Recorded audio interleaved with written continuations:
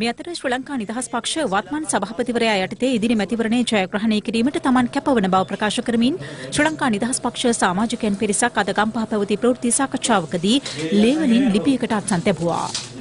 පොඩි නාඩගමක් පටන් අරන් තියෙනවා ශ්‍රී ලංකා නිදහස් පක්ෂය ගොඩ ගැනීම සඳහා පුරෝගාමියා බවට පත් කරලා තියෙනවා බැසිල් රාජපක්ෂ මැතිතුමා. මහින්ද රාජපක්ෂ මැතිතුමා පරාජය කරන්න ඕන පිඹුරුපත් සකසු පුද්ගලයා තමයි බැසිල් රාජපක්ෂ මැතිතුමා. හිනහත් යනවා ආපහු සැරයක් මේ පළාත් පාලන ඡන්දය අතමයි මේ තියෙන අවස්ථාවකදී මේකත් පරාජය කරන්නද මේ බැසිල් රාජපක්ෂ මැතිතුමාට මේක බාර දීලා තියෙන්නේ. මෙන්න අත් දෙක උඩට කරලා මම වැඳලා කියනවා. අපිව පරාජය කළා ගෙවල් වලට යවන වැඩපිළිවෙල ඔබතුමා කරන්න එපා. ඔබතුමා මේ UMPA එහෙම නැත්නම් වෙනත් දේශපාලන පක්ෂයක ඕනෑ පකම නේද ඉෂ්ට කරන්නේ. ඔබතුමාලා කියනවා සියලු දෙනාම එක්කලා යමු කියලා. ඒකාබද්ධ විපක්ෂයේ මහින්ද රාජපක්ෂගේ පිළ කියනවා ඒගොල්ලා නැතුව මේ ඡන්දේ කරන්න බෑ කියලා. එතුමාට මම හිතනවා සදාචාරාත්මක අයිතියකුත් නැහැ. මේ ශ්‍රී ලංකා නිදහස් පක්ෂේ සමාජිකෝ තමයි එයා මේ ලංකාවේ ප්‍රධාන පුරවැසියා කෙරු. මව් මරා උපන් කුමරා ඒ වගේ වෙයි කියලා අපි විශ්වාස කරන්නේ නැහැ.